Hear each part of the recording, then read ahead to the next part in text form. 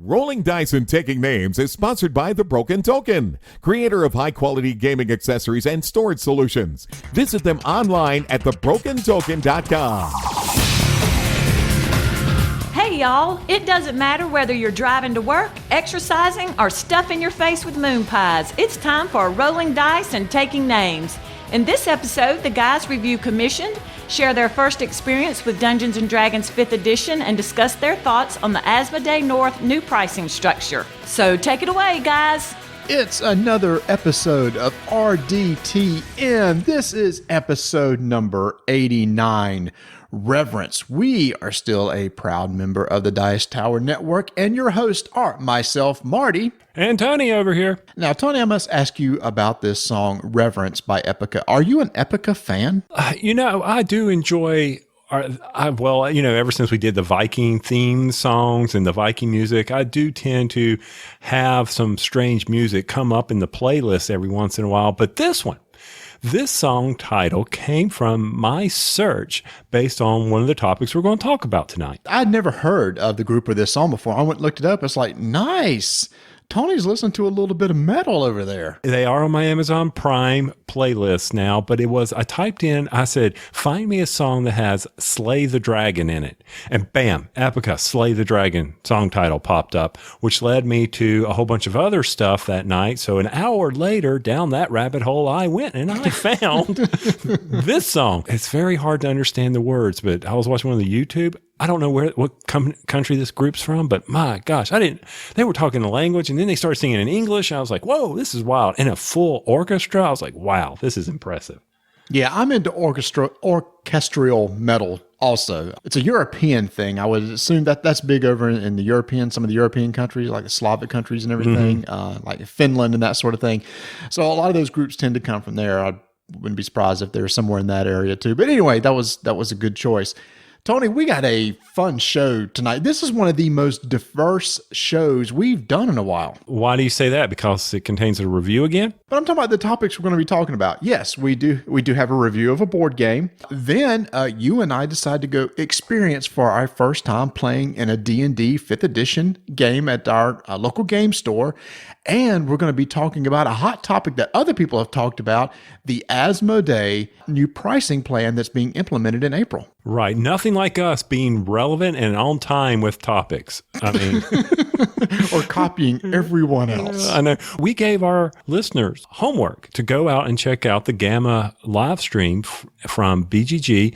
And I hope if you haven't gone and done that before we get to this topic, please go do that. Remember, that was on day one. It was hour 4, 25 minutes where Anton Torres comes in and starts talking to W. Eric Martin. And so by all means, pause the show now, go watch, and you'll be ready. And it's really interesting watching that. It's like Anton setting up to show off Star Wars Rebellion. And then Eric just like starts pounding him with all these questions. And Anton's like, well, I guess we're going to talk about this. Okay. Yeah. Can you talk while you're setting up? Sure. What am I going to talk about? Bam, sledgehammer to the head. It was awesome. That's right. But yeah, so we're going to get into that too. And, since we got 3 such great topics, why waste any time? Let's get over there to it. Sounds great.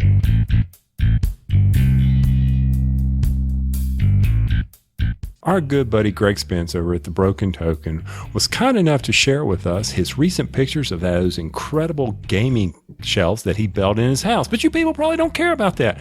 What you probably do care about is their latest addition to their insert line, and that would be for the Seven Wonders Duel game. Now, if you're like me, you're like, why do I need an insert for that? It has places for the cards that go in for Seven Wonders Duel, but if you sleeve them, like I do, they don't slide back into the box very well, and they end up sliding around all over in the box, mixing up ages 1, 2, and 3. So with this new Broken Token insert, it should keep them all together so you don't have to spend all that time sorting out the ages again. So go check them out at thebrokentoken.com.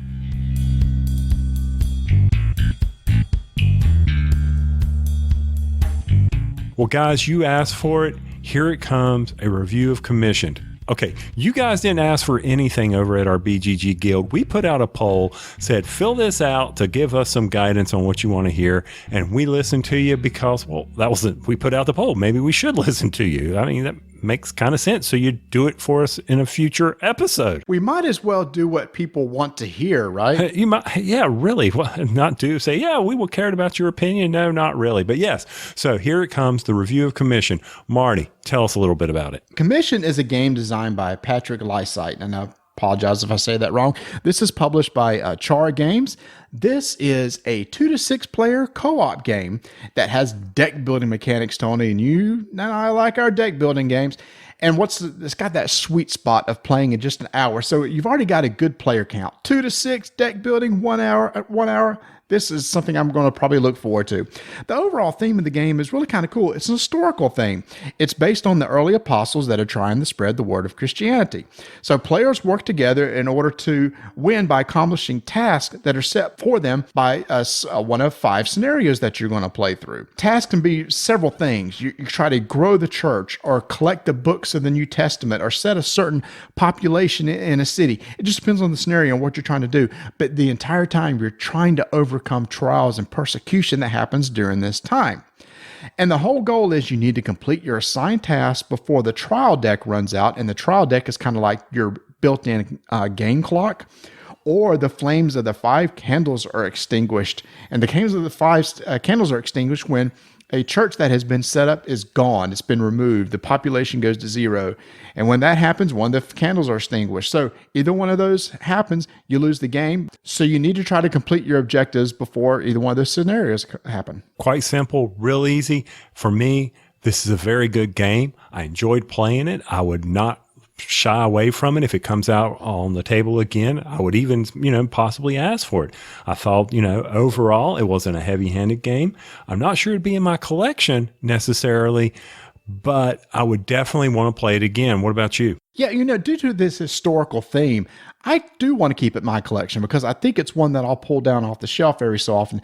I really enjoy playing these games that are based on actual things that's happened. Like I have the game Fields of Jarl, which is actually based on historical things that the designer's family history went through. I just think it's kind of neat to be able to play a game and learn something about history. Hey, a game being educational, that's kind of slick. So this is one I'm going to keep on my shelf and pull down every so often. So the game is fairly straightforward to set up. Like Marty mentioned, there's a trial deck. That's a timer. That's 21 cards.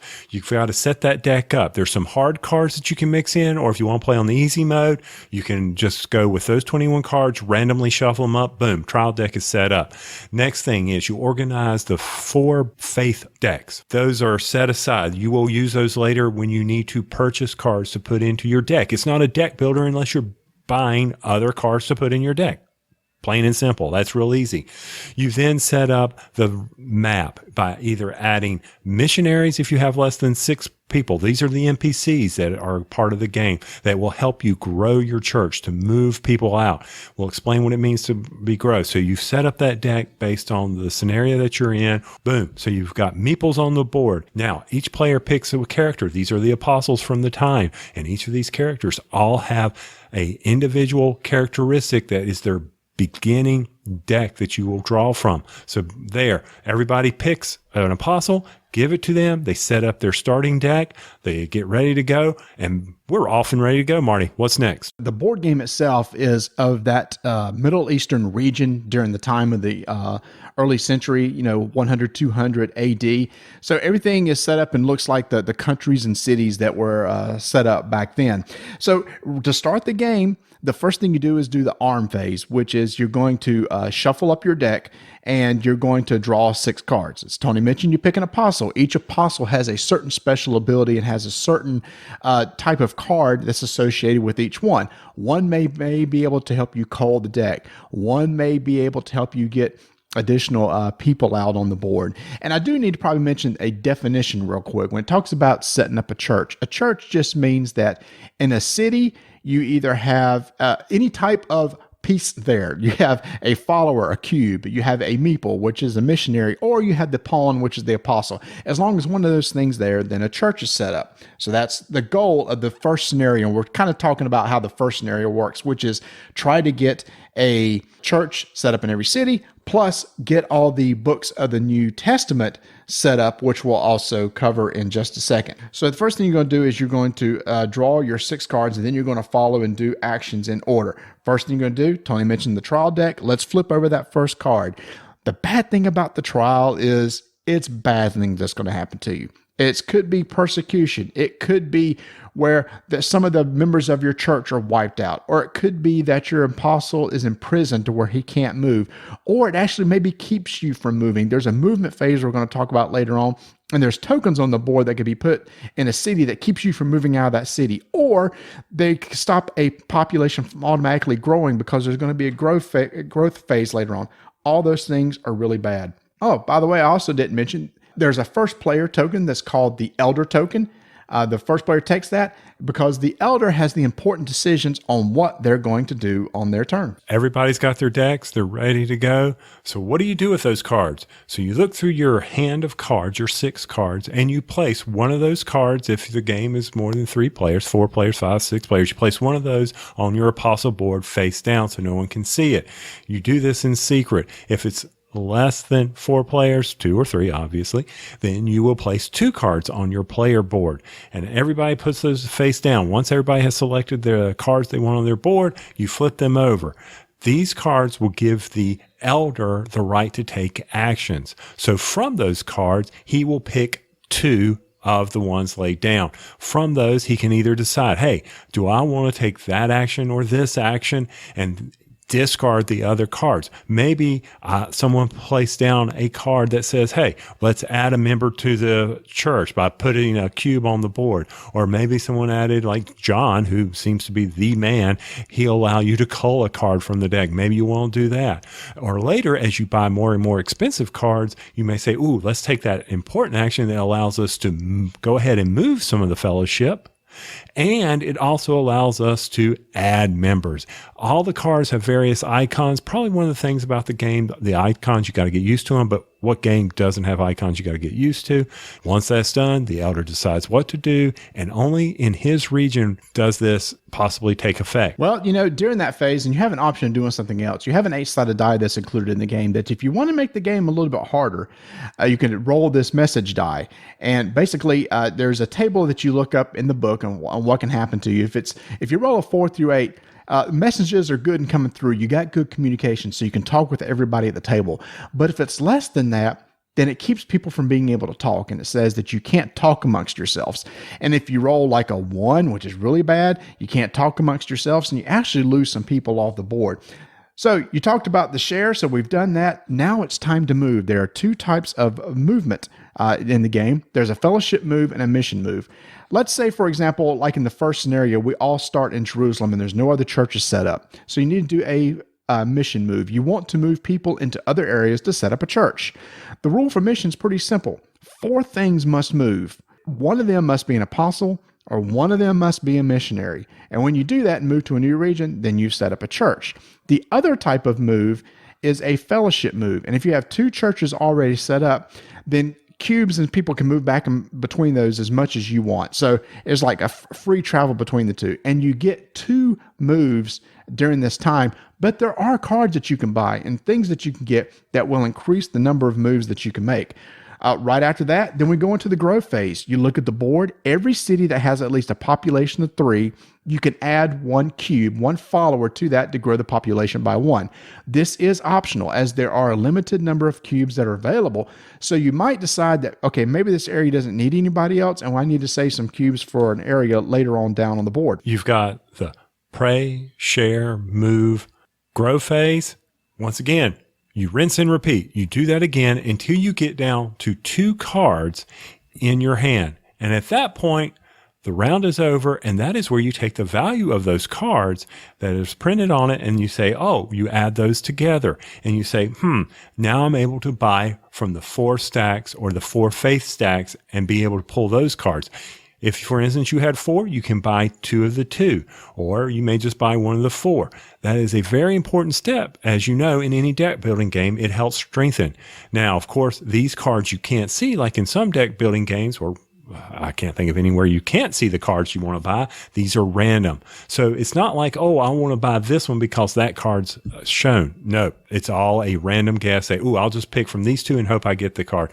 That's kind of different than most people are used to, Marty, from a deck building game. Yeah, it is. And we didn't mention when you do the rinse and repeat, you actually pass the elder token. So the next person will then be the one making the decisions how they're affected in that area. Yeah, but the buying mechanic is really kind of cool. And this is a part that really sets the game aside a little bit for me, because typically in deck building games, and Tony, you and I just played Ascension today, basically you just throw all your cards on the table and you just resolve them all right then.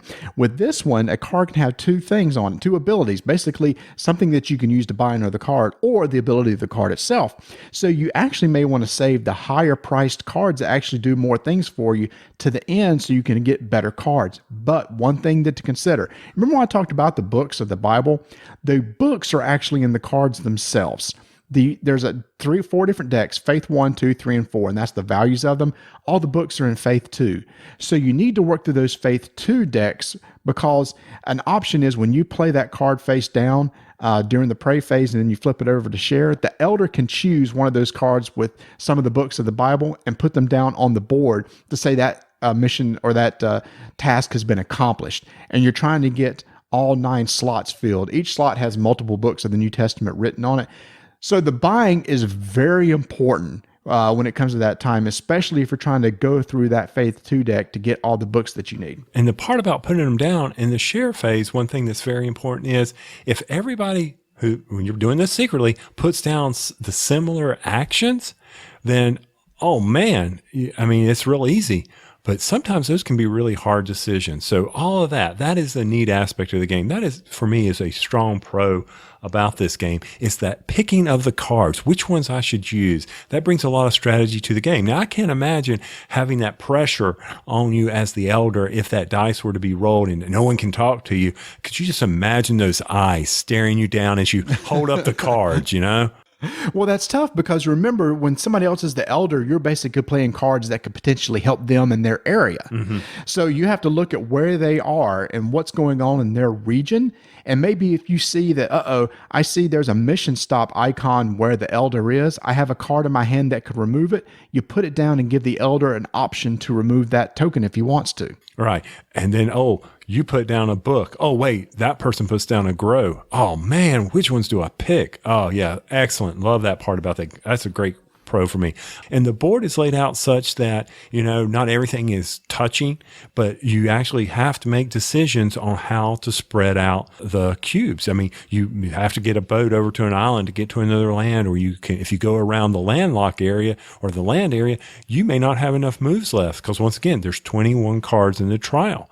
So that to me is really a neat aspect of the game. Yeah, it's one of those things that some of the cards you can get actually increase the number of moves you can make, and those become very important towards the end game, because there may be a time where 2 moves is not enough. You need 3 or 4. So again, you have the option of helping the elder out, maybe playing one of those cards, which he can pick, which will give him an extra move at the end.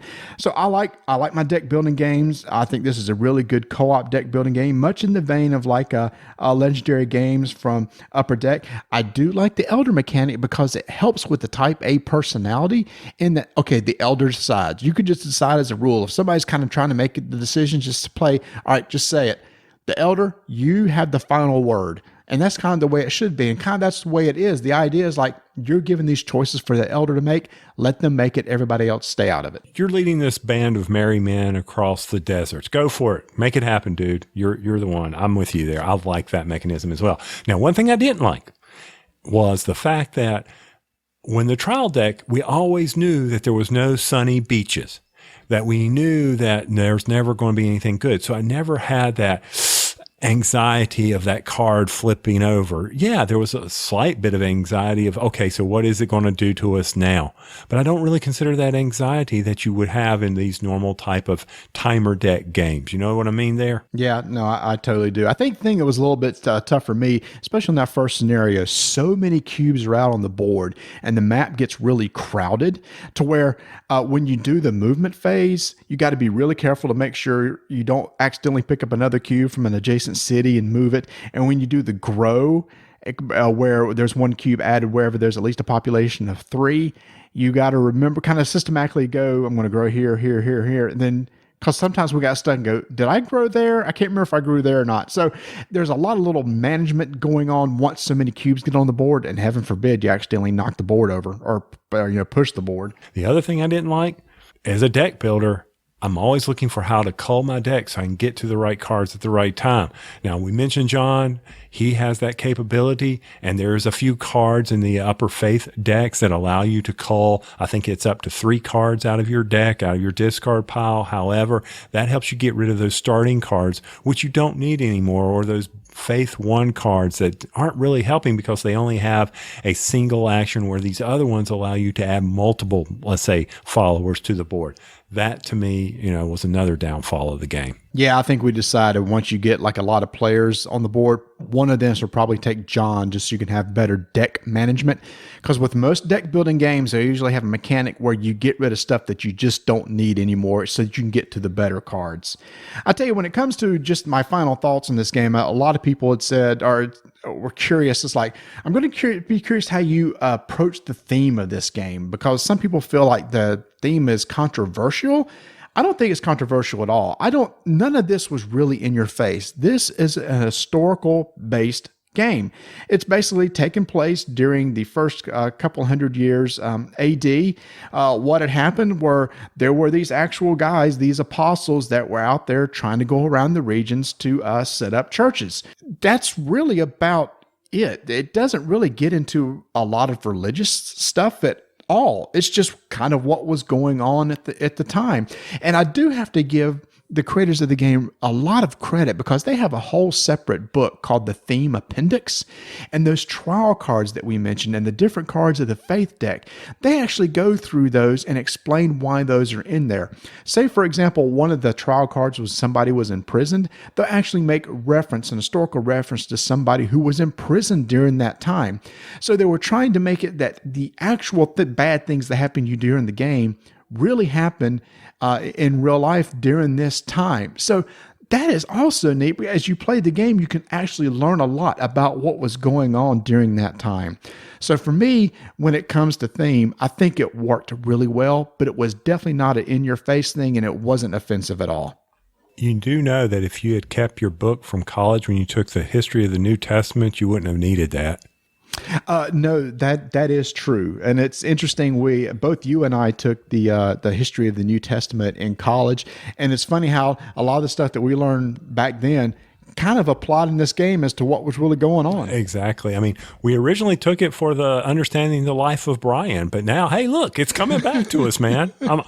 That's true. No, we didn't. It was just after I took it, I realized, oh my gosh, this is where Monty Python got all the Life of Brian jokes, because it was all based on actual historical stuff that was going on during the Jewish community at that time. Yeah, and I know I'm a blasphemous because I'd like that over the Holy Grail. But my final thoughts on this, like I said at the beginning, it's a game that I would enjoy playing again. I may hold off on looking at adding it to the shelves until maybe they add some more scenarios to it, do a little expansion, maybe give us a new map. I don't know how they could. I see a lot of growth here, Marty. I mean, yeah, the history and all that. You could do that. The theme was not in my face, and I appreciate you putting up with me when I was looking at you saying, hey, Marty, you're not spreading the word fast enough over there, dude. So I enjoyed the game. I had fun with the game but it could be anything. It could be the Romans spreading culture. It could be the Greeks spreading the philosophy. It could be all these things. If you're offended by the theme that's on here, you'll get past it. Cause like Marty said, it's about the history. So it could be the history of any of the things. Or you could just look at it like, hey, I'm pushing cubes across the board. And like I asked our guild members, there's other games like that, like Nathan saying Great Fire of London, and then Phil Henderson and Old Drum Phil there, Notre Dame and Hansa Teutonic. Okay, we need to look that one up, dude. Quebec from Mr. Grizzly. Risley. Some guy with his smart butt comment about, hey, how about commissioned? Oh, wait, that was you. And then, yeah, it was. Yeah, it was. And then, of course, there's always Firepile out there talking about El Grande, which I still want to play. But either way, the theme's not overbearing. It's not in your face. I enjoyed playing it. It's one that I would probably, as they come out with expansions, probably add to my collection. But right now, I'm going to enjoy borrowing yours. Yeah, and that's fine. Like I said, I just don't see finding the theme offensive at all. It's just history. It's an historical based game based on fact, which is kind of cool. You can actually learn a lot from it. So it is one of those things I will keep on my shelf because we may pull down every so often. It's actually something my parents may enjoy because of the theme. They're churchgoers and everything, and they actually might think it's kind of interesting. It's like seeing the map and how the different countries and stuff were laid out back then. So yes, I'm keeping it on my shelf. I think it's a very good game. It has a wide player number range from 2 to 6, and it's got really good components, thick cardboard, a nice printed board. It just looks really good on the table. So if this sounds like something that you're interested in, again, this is commissioned from Char Games. It's in your favorite retailer, so go check it out. As you may have heard on our last episode, Ignacy came on to talk about some of the biggest games that were coming out from Portal this year. And the two that are coming very soon is one, 51st State, which we've been talking about, which is still available for pre-order. And the game that's going to be coming out of Origins that Tony and I are giddy about, Crazy Carts, because we hope our friendship can last through playing as a team on this game. But I cannot wait to play this game at Origins with 6 other people. Gonna be a blast. So coming out first, 51st State, now available for pre-order, and coming out in June, Crazy Carts. Go check it out at portalgames.pl.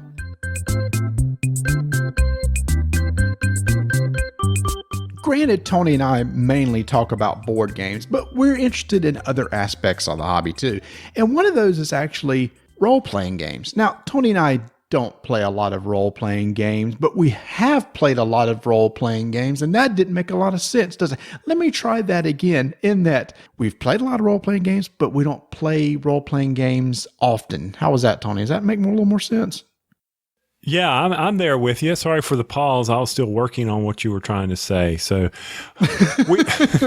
yes, we play them. We've dabbled in them. I would love to do them more than what we have. I'd love to find one and stick with it. So that is why I let you talk me into going over to our local game store and encountering Dungeons and Dragons 5th edition. That's right. This is the edition that came out in 2014, and neither one of us had tried it. And we were just curious to see, hey, how does it compare to other systems that we've played? And Tony, over the past several years, we've played several systems together. We've played Iron Kingdoms together. We've played Shadowrun. I've experienced some other ones like Pathfinder and Savage Worlds.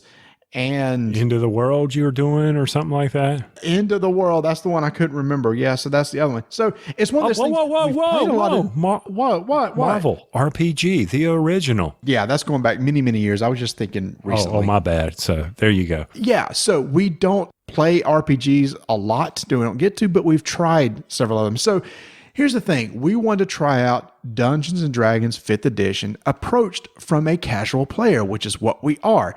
Is this game accessible? Is it one of those that we would recommend to others who haven't played an RPGs? Or maybe they are experienced and should they try it out too? Now, a lot of you, if you're playing RPGs, probably have tried out Dungeons & Dragons 5th edition. So let's talk to those that maybe haven't. So Tony, we showed up at our game store on a Wednesday night, and this was for D&D Encounters, which is supposed to be like the shorter type scenarios that take 1 or 2 nights in order to fulfill.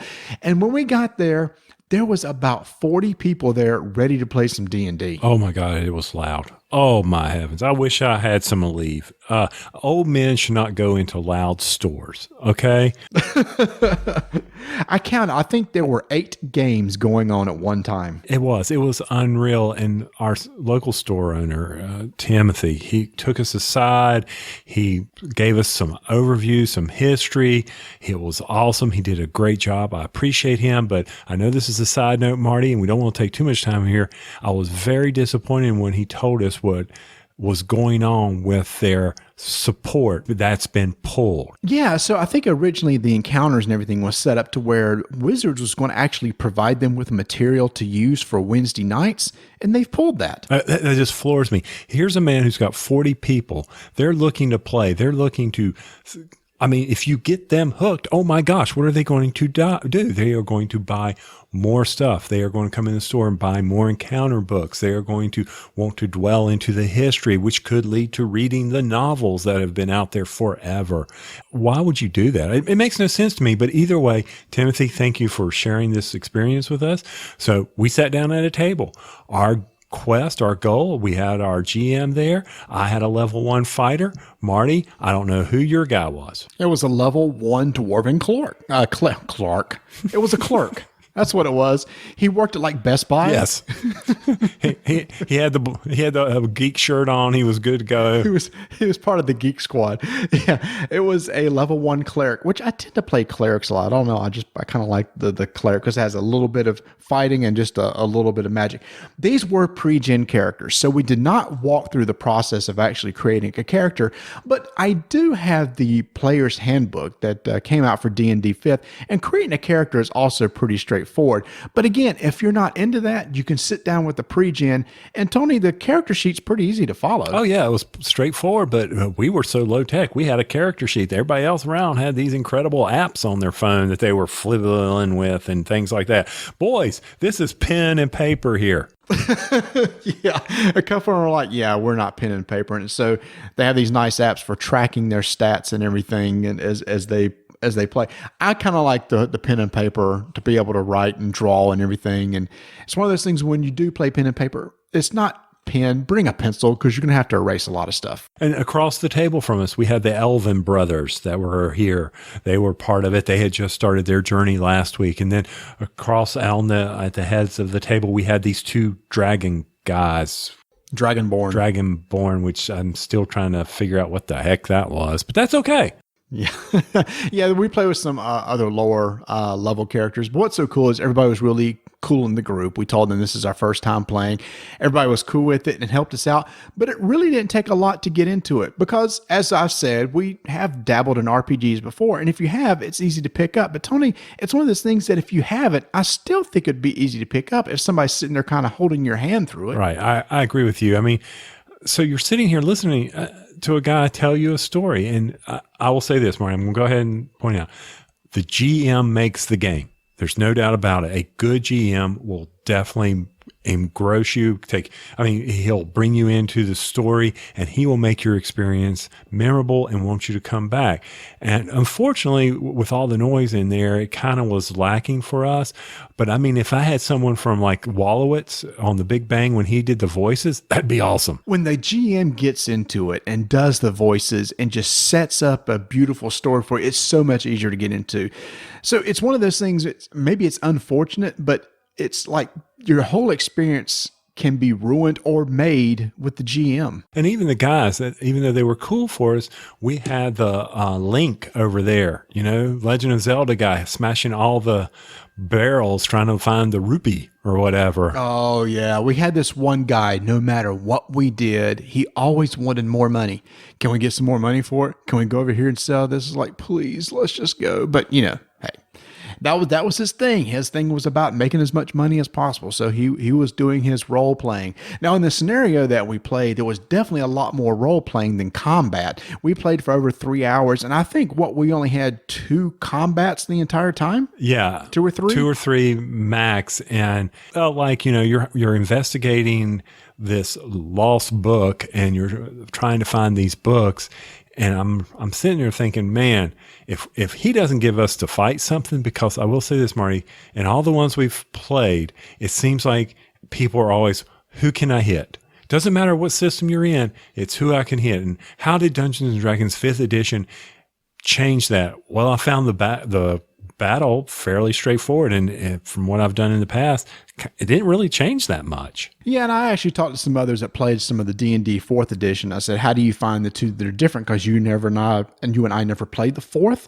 They said the combat's a lot simpler. It usually moves a lot quicker. Also, 4th edition was very much more like a tactical game. You remember when we played Iron Kingdoms and we had the map out and we actually had rulers out measuring, are we within distance and everything? D&D 4, I've heard, relied on a lot of that where you needed maps, and so it took a lot of time for the combat. Here, it's going back to the old, Everything's in your head. It's your imagination. The DM decides for you whether you're close enough or not. You don't need to be pulling out rulers and trying to measure and everything. And the combat just is more fluid and moves quicker. As opposed to having a fight that may last an hour, maybe you can knock this thing out in 20 minutes. And the combat is really straightforward. You roll a d20, you add your attack, you tell the DM what was rolled. He'll tell you whether you hit or not. And then this is where it's kind of a little bit different. Everybody may have different weapons.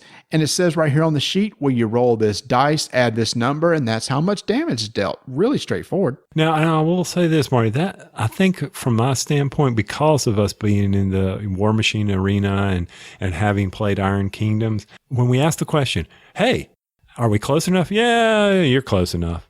That kind of at first didn't set well with me because I'm like, ooh, what's our formation? Who's going to get hit? He's like, oh, he's attacking you. Well, why? Maybe I'm in the back. Maybe I'm hiding behind the 8-foot dragon guys. Okay, maybe I'm behind them trying to dodge all this. Now he's just attacking you, man. He can see you. I'm like, oh, really? You prefer more of a tactical thing where you actually see a map? I think so. I think for me, and I don't know if it's just because of the visualization, my inability to imagine, that may be why. Or it could be the fact that I'm coming from the War Machine, having to see the tactical. Now, were you okay with that? I was. I can see advantages to both sides. I do feel like if you remember back to the Iron Kingdoms combats that we did, they did drag on for a while. Oh, yeah. To the point, it's like, let's just finish this. I do think if you don't worry about that stuff, the DM has a little bit more control of, if he feels it going long, then he can kind of adjust it and say, let's go ahead and end it now. And if he hasn't got to worry about positioning and tactical stuff, he can probably pull that trigger a lot quicker than what you might normally could. I think maybe there's that fine balance. So maybe a little bit more tactical, but that's what the GM's for. That's where he can bring that game. So I do appreciate that in the Dungeons and Dragons. We were playing, hey, roll. Did you hit? Yeah. Roll damage. Let's move on. You killed them. Oh, that's really cool. For the non-combat stuff, again, very straightforward, typical D20 type thing. If you want to do a check, you roll a D20 and you say, let's say you have a perception check. You roll a D20, add whatever your perception is. You tell the DM what you got and he'll tell you whether you succeed or not.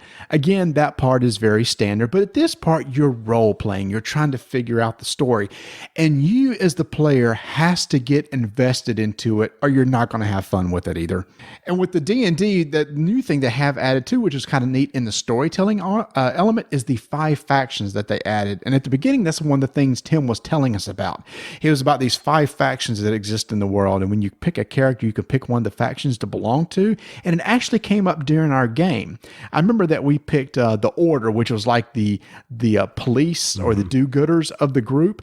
And during the game, the DM said, is anybody part of this faction? And we said, we were. He said, well, since you are, this NPC is going to talk to you and share some information with you.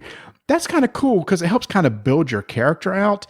And also when you're part of a faction like that, if you do something as a part of your faction, you might can use influence or gain influence within that faction to where you can like move up with that in that faction and become more valuable or move up in the ranks. And I agree that was really neat. And I'm glad we're the do-goodies or the do-gooders. Either way, we were out there and that was kind of a neat aspect. Now, don't get me wrong. I think for people, if you have a very good group and you haven't tried this, give it a try. I mean, it may be something you really enjoy. I'm sure anyone listening to this has. So go back, maybe give it a try because the history is there. Oh my gosh, so much D&D history. And what you and I are really interested in, and maybe we can get a group to form up, is when the Lord of the Rings type version comes out on this, It was just announced that recently that Cubicle 7, who does the Middle-earth RPG right now, is going to be licensing the D&D 5th edition engine from Wizards and basically bringing that engine into the Middle-earth realm. And that's going to be coming out later this year. And I am so excited to play that because it brings in all the elements. Oh, one of the elements that I forgot to mention was in the 5th edition, there's this new advantage-disadvantage mechanic to where if you are an advantage, you actually roll 2 d20s and take the higher number.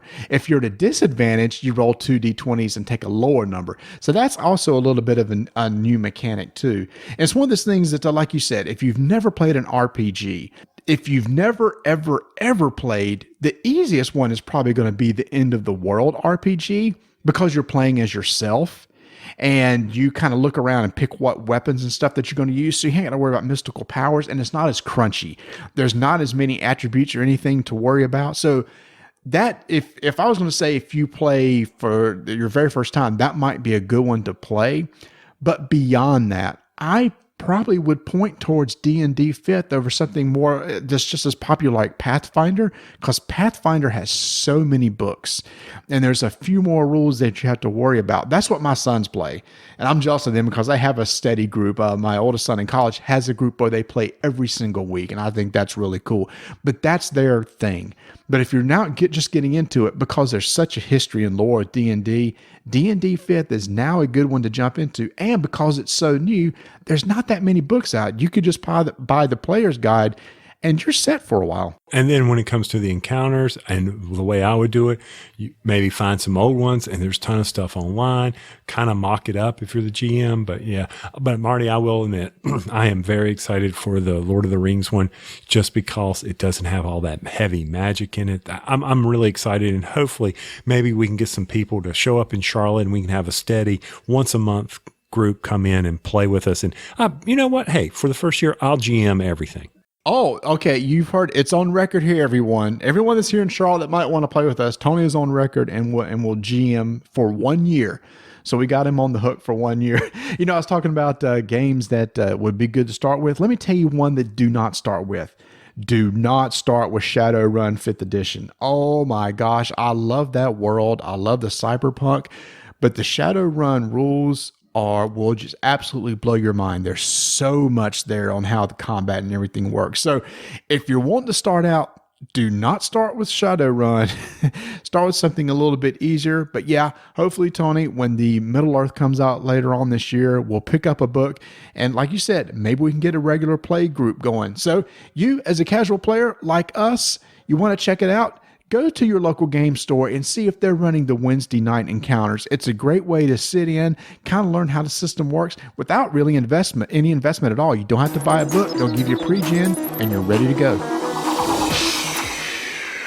I hope you took notes on your homework assignment. I told you to go out and watch the Gamma live stream from BGG and pay attention to what Anton Torres was saying about the Fantasy Flight distribution model, because I've gone back and I've watched it a couple of times. And Marty, I don't know about you, my first gut reaction was, what are you guys really saying here? Because there were a few things that just popped out at me. So what was your initial gut reaction? My gut reaction actually began earlier in the year when Christian Peterson was interviewed just about this and about how some changes are going to be made to their markets. And this is actually covered over in ICV2.com? Yes, ICV2.com, the area where we all go get our local news. Yeah, that's right. It's a site that we've used forever. We really enjoy. But their thing is they're seeing that they seem to see there's an unfair advantage between online retailers and brick and mortar. In fact, here's a quote that Christian said. He said, "I believe business partners who provide services and investments that we value relative to others who do not should receive proportional compensation from us so that they may succeed and continue in such activities. In comparison to, for example, the online channel of sales, most specialty retailers make investments in areas we consider critical to the health and growth of the gaming hobby, such as a local presence, instant product availability, new customer generation, and crucial in-game store events, demonstrations, tournaments, and organized play facilitation." So what he's saying is that all the brick and mortars are providing all these services for people, a place to play, events to come in and participate in, and product to buy, whereas online retailers are only providing you with the product to buy. Christian saw that as being unfair and kind of wants to level the playing field. And then at the 428 mark on the BGG thing, Anton goes on to say, you know what? Online people don't bring in new people in the hobby. I'm going to throw a flag right there. Oh, here we go. I'm sorry. I agree with I understand what Christian is saying. And we talked to our local store owner about this. But here he's saying online people don't bring new people in the hobby because they don't have a way to test it. They don't have a way to play it. All right. If you're a new player and you don't have a brick and mortar store in your place and somebody brings a game to your local, to your house and they play a game with you or something, what are you going to do? You're going to have to go buy it that way. And that's the only way you can get it. And that is the structure of commerce today. So that's my first gut reaction. I'm like, that's bullcrap. Here's a flag. Online does bring new people into the hobby because it's their only way to get the game. And maybe they go out. Yeah, maybe they're not helping the brick and mortar. Now, I'm not trying to defend the online. I'm just like, don't say crap like that. Yeah, and it's one of those things that we've talked about actually in our game club, Tony. We've talked about with the people who run the game club about having events at the game store. They are totally against that because they don't see the game store as friendly to people who may have never played games. That's why all of our meetups are like at restaurants that's a little more comfortable for new people to come and play. So new people will come to our meetup groups, learn how to play games, and where they're going to go, they're going to probably go online and buy some stuff. A lot of people who aren't into this hobby at all will probably never walk into a game store. Another prime example, at my job right now, on Tuesdays and Thursdays, during lunch, I'm doing what I call team building exercises, where I bring some games and teach people how to play. These people would never step into a game store, but after just a couple weeks of playing, I've had a couple people come up to me and say, so where can I get like for sale or something like that? And I said, we could get it at the game store online. Sweet. They went and bought it online. That's maybe the only place they have it because your local game store. You could go order it from your game store if they're near the game store. I agree with you there. Now, I will say this, and I understand that they don't want to give precedent to the people who only have online because they're able to leverage the game store. Because, Timothy, our local game store guy, mentioned this. He will spend time with people, spend 30, 40, an hour worth of time with them. And the next time they come in, they go, you are absolutely right. That's a great game. Why didn't you buy it here? And I understand that. I completely do that. And I understand why that happened. I don't disagree with what they're doing with their new model. It's just some of the things they said, that he went on and said about it, just struck me as wrong. Tim, the store owner, told us his biggest losses were from spending that amount of time with people that will not buy in the store. They will just go online and buy it somewhere else. He does kind of see this as something that could potentially help him. Now, you mentioned things that were said that you don't necessarily agree with. Let me tell you one that Anton said in their interview that I'm just not really seeing. Did you catch the part where he referenced what Christian had said, that he would rather somebody pay $100 for a game in a store as opposed to buying 4 games online for $100? You wouldn't be referencing the mark around 4 hours and 32 and 30 seconds, I think, is exactly where they are gorging on it. Actually, that's exactly right. Yes. Mm-hmm. Yeah, no, I caught that. Yeah, I'm with you there. Another flag was thrown at that time. Yeah, I'm not buying that at all, Tony. I just don't see how you can say that somebody, the whole gist was that if you buy a game discounted for $75, it will have less value to you than if you bought it for $100. Personally, I don't work that way at all. No, I don't either. The value is not in how much I pay. It's the value I get in playing it with my friends. Oh, you bought 4 games. You're not going to play, which he later mentions in the article. You're not going to play. You're going to let them sit on the shelf and only get to play that one. If you're really wanting to play and invest in that, you're willing to drop that C note. You're willing to put that on the table and you will play it because you invested your hard dollars into that game. No, I'm going to play something that's fun and it's going to create an enjoyable experience for me in my game. Let me tell you, there's some things that they've produced that I got no value in it, and I put money in it and there's no value and it's still sitting on my shelf. Yeah, so that's another one that was kind of like, guys, I understand you're wanting to try to level the playing field with the brick and mortar, but some of the stuff and the reasons behind it just did not float with me, and that was a big one for me. And then soon after that, the person that was interviewing Anton started comparing it to the comic book industry. And I had an issue with this too, because remember, Tony, last year, you and I had a whole discussion on, will the game hobby go the way of the comic book industry did in the 90s? But the reasons why we said it are totally different from the reasons why Anton and them said it. Oh, I agree with you. And that is at the 4 hour and 35 minute mark. that they are talking about that analogy had nothing to do with this. Baseball cards, the demise of the baseball card market, the demise of the comic book, the big implosion there where you've got all this stuff that you can buy real cheap.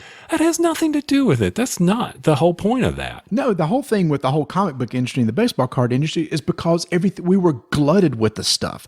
There was special rares and all these special versions to chase down. Our whole argument was with comparing the game hobby to the comic book industry was not that you could get stuff cheap.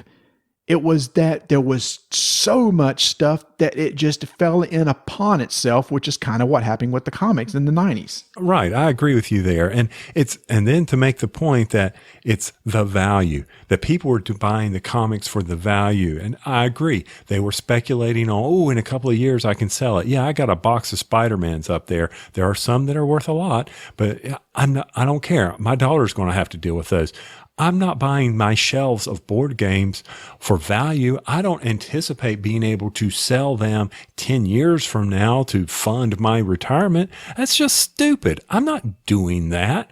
So to tell me that you're doing this to help control the value of the game, which is what I took from this argument, that's BS. That ain't right. No, that's another one. It's like, you can't make a fair comparison there. Personally, again, this is our opinion. Tony and I may be totally wrong. We're coming at this from just a game consumer.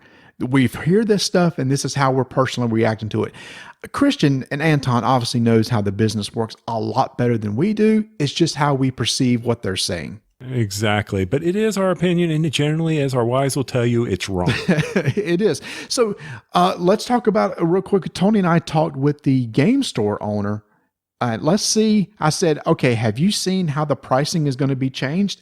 And he has. This was as at the end of March. He is now saying that some of the benefits that he sees from this is same prices across distributors. And we asked, what did you mean by that? He said that there were multiple distributors he could buy FFG or Asmodee or Days of Wonder games from, and they offered different values of discounts. Maybe one was at 46%, one at 47%. They said that what Asmodee North has now done is make it flat across the board. You get the same discount regardless of who you order from. He appreciates that because now instead of trying to look for the cheapest one to buy from, it doesn't matter anymore. He can buy from whoever he's the most comfortable with. Another thing is he sees the same pricing structure for all brands. So again, he was seeing like one pricing discount structure for FFG games as opposed to Days of Wonder. But now since they're all under one umbrella, they are all flat and the same across the board. And so we asked, after talking to him, Tony, we said, okay, do you feel good about this? He said, it's not worse for me. He said, it's a little bit above neutral. He said, it's a little bit better. I might could see a benefit if the prices do go up on online stores. Maybe that will drive some more traffic his way, but he's not expecting to see a lot. Yeah, and I appreciate that. So Marnie and I are saying don't go out and support your local game store, because we do. We can completely agree with that. And it's one of those things where, convenience, time. Yes, if I'm going to put together a big order, then and get free shipping, maybe that's good. I don't have to pay store taxes or whatever. I mean, state taxes. Oh, you didn't hear that, state of North Carolina. If I'm taking the time of my store owner, I will, for instance, walk in there and I will buy it. He's ordered games for me, and I appreciate it, especially ones that I won't, that I have gotten the opportunity to play there. He was our constant supplier for Android Netrunner. He was that guy. Yeah, he was. Man, it's interesting, though, that after we hear some of the pricing that the owner was telling us about, that going back to that article that I referenced where Christian was interviewed, he said at the end of the interview, in summary, for sound and fair reasons, we want to grant additional discounts to the brick and mortar specialty retailer for the unique work they provide, while not granting those discounts to the online specialty retailer, given the fact that they are not providing the same services or making the same investment. Well, Tony, the thing is, from what Tim told us, it doesn't sound like he's getting any additional discounts anywhere. No, he's just getting a stable price, and he can buy it from anywhere to get it in his store in a quicker amount of time. He doesn't have to shop around and wait for the best price. We're probably not seeing everything under the covers, but it sounded like from this statement, like, okay, we're going to give the brick and mortars a better deal.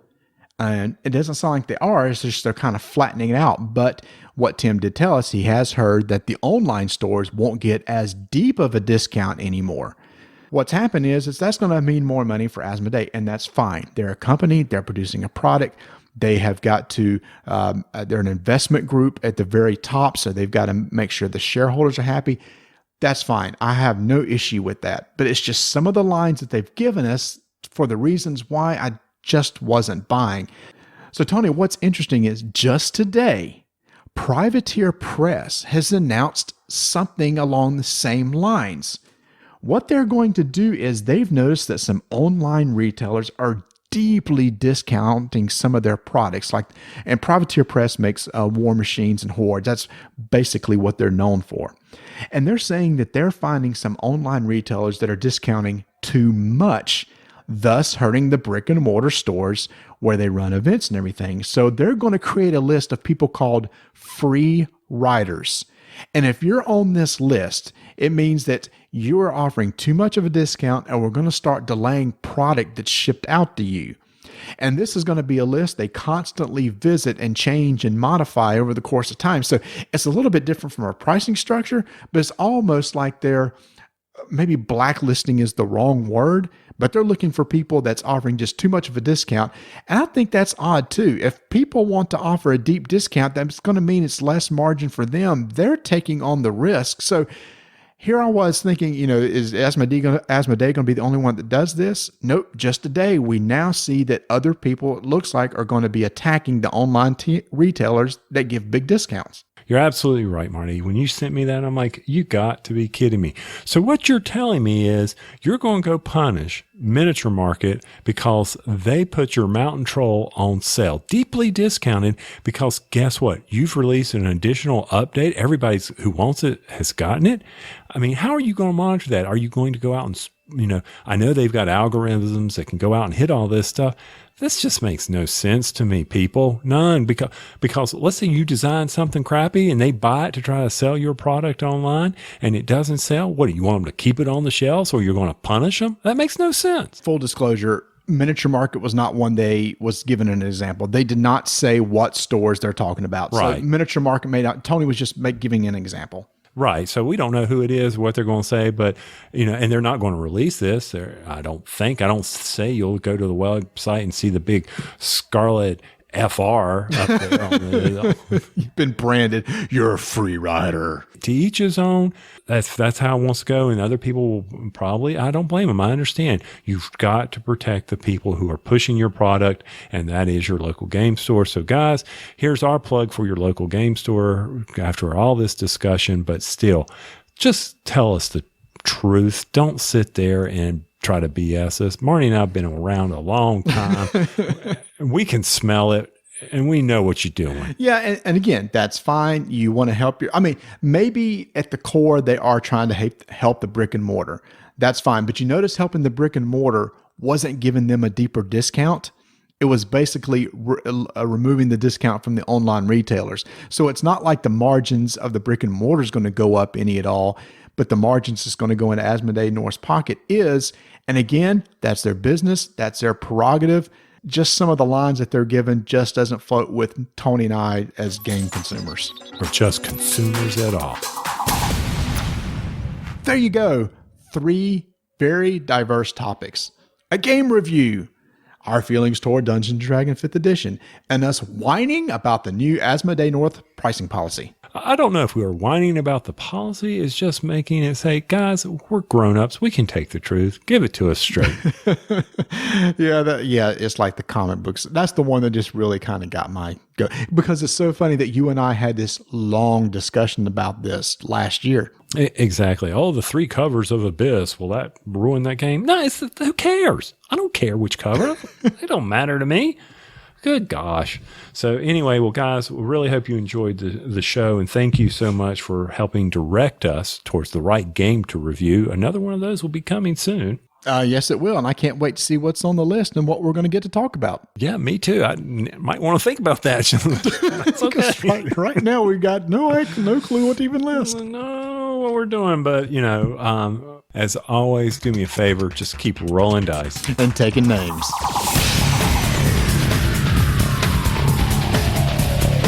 Thanks for listening to RDTN. Follow us on Twitter at Dyson Names. Visit our website, RollDiceTakeNames.com. Subscribe to our YouTube channel, Roll Dice Take Names. Visit our BGG Guild. Like us on Facebook.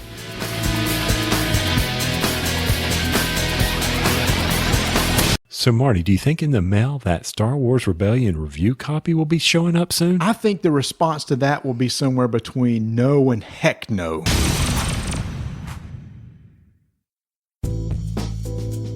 In a future episode, you'll get to hear Marty and I give you a review about a game called West of Africa.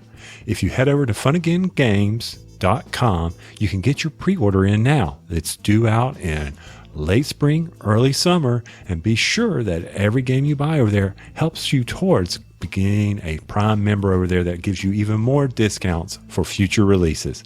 Once again, go to funagaingames.com for all your pre-order needs.